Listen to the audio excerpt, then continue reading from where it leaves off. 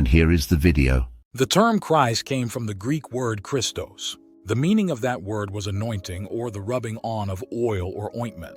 The Hebrew word for Messiah, Mashiach, was translated into Greek as Christos.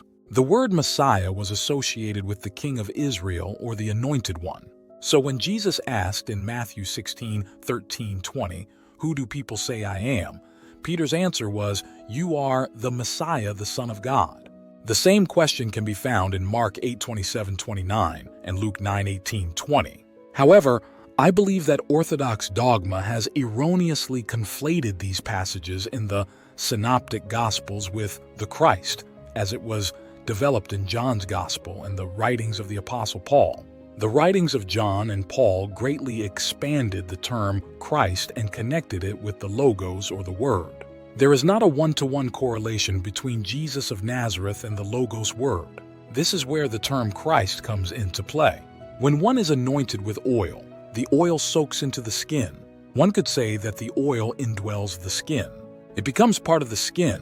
Therefore, the Christ, as it was used in early Christian literature, described the indwelling of the Logos. The Logos is the creative consciousness aspect of the divine parent. The Logos is the creative power that thinks and speaks reality into existence.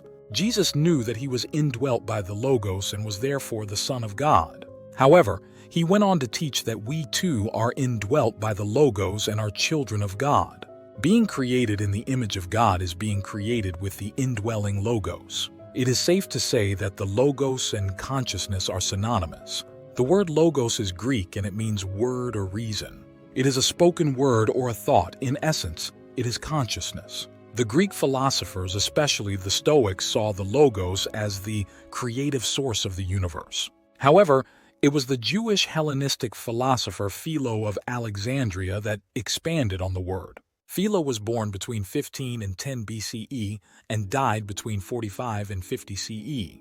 He was contemporary with Jesus of Nazareth. He wrote that the Logos was the creator and the firstborn Son of God. Since he was dead before the writing of John's Gospel, and he wrote in his work, The Confusion of Tongues, that the Logos was a mediator between God and humanity and that the Logos was the firstborn Son of God. It is important to note that the concept was not in any way unique to the Gospel of John.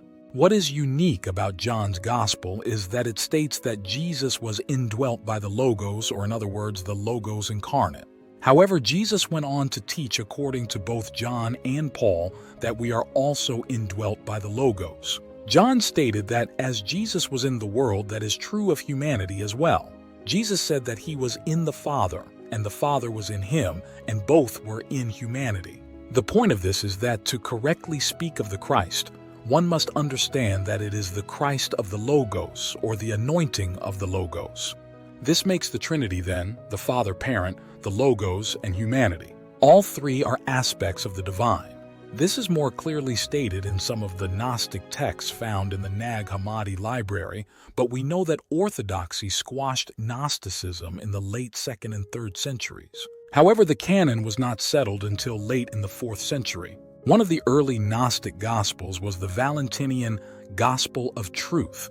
It was from no later than the middle of the 2nd century. The Valentinians are thought to be followers of Paul, and the Gospel of Truth teaches that we forgot our divinity upon our incarnation into this world.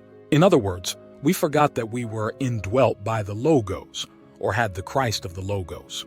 We were anointed with the Logos and did not realize it. Helping us remember who we really were was the mission and ministry of Jesus. Sin is missing the mark, and the mark missed was remembering our divinity. You can see this in John 1:1-14. In John 1:10, we're told that the Logos was in the world but not recognized or known. It says that some knew the Logos, but most did not. The ones who recognized the Logos knew that they were the sons and daughters of God.